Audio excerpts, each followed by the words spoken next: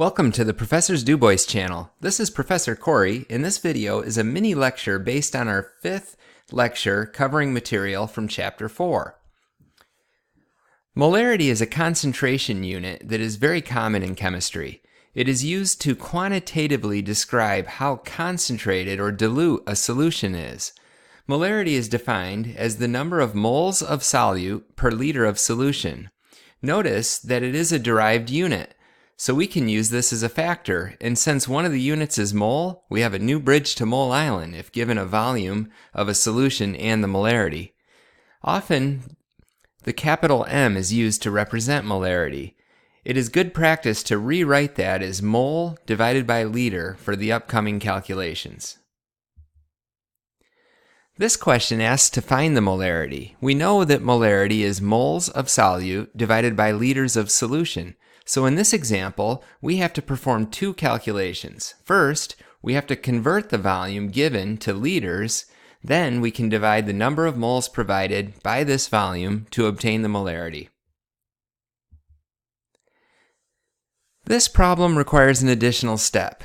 Like the previous, we have to convert milliliters to liters to go in the denominator. But this problem has given us a mass in grams, so we will have to convert that to moles before dividing by the total volume. You probably notice nicely labeled solutions in your lab, but most likely have not thought about how these were prepared. If we're going to make a solution, starting with a soluble solid, we can weigh the solid to get the desired number of moles and use a specific piece of glassware called a volumetric flask to have an exact volume of the solution. There are many sizes of volumetric flasks available for solution prep. If you needed to prepare 500 ml of a 5 molar solution of sodium hydroxide, you would use dimensional analysis to calculate the number of grams of sodium hydroxide that needs to be added to the 500 ml volumetric flask. Starting with what is not a factor and canceling units, we conclude that 100 grams of sodium hydroxide are required. The 40.0 grams over 1 mole is the molar mass that was calculated using the periodic table. A solution of desired concentration can be prepared by diluting a small volume of a more concentrated solution or a stock solution with additional solvent.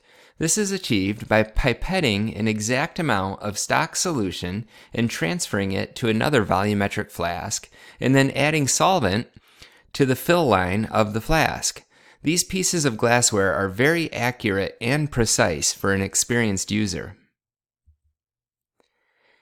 In order to calculate the molarity of your diluted solution, you can use this formula. The equation is simply molarity of stock solution times volume of stock solution equals molarity of dilute solution times volume of dilute solution. You will be given 3 of these and will need to calculate the 4th. In this example, we are given the molarity of both the stock and the diluted solution and asked to solve for the volume of the stock solution required. The answer is 95 mL. We can determine the concentration of ions in solution based on the molarity of the parent compound. This is actually compound stoichiometry, but sometimes it's helpful to write the dissociation reaction. Notice in this case there are 2 chloride ions for every 1 calcium chloride. If I know the concentration of the salt, I can use stoichiometry to determine the concentration of the ions.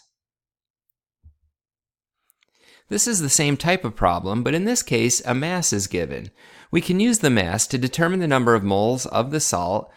Then we can use either compound stoichiometry or the dissociation reaction to solve for the concentration of the ion. Since the volume of the flask is in milliliters, I will convert this to liters to get molarity, which is moles of solute divided by liters of solution. Here is a problem for you to try. Pause the video and see if you can determine the nitrate ion concentration. I will provide a detailed answer on the next slide. We used the mass of the iron 3 nitrate and calculated the number of moles. Then, using the dissociation reaction, we can determine the number of moles of the nitrate ion. The final volume is 250 milliliters, so this needs to be converted to liters. Using the number of moles and the volume in liters, we can determine the concentration of the nitrate ion in molarity.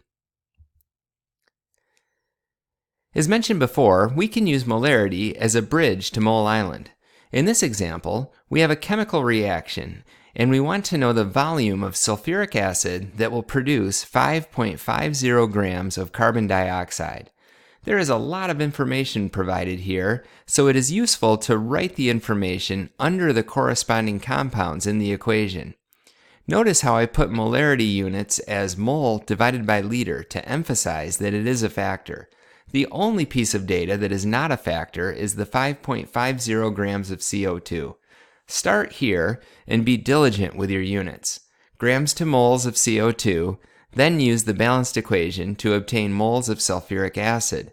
We will use the molarity factor to convert to liters, then a simple conversion to milliliters. Also notice that we did not use all of the factors. The molar mass of the sulfuric acid was given but not needed. Realize this is simply reaction stoichiometry with one new factor, molarity. Also appreciate all of the hard work that goes into preparing the solutions for your lab. Thanks for watching. Please give this video a thumbs up and subscribe if you would like to see more mini lectures on the Professor's DuBois channel.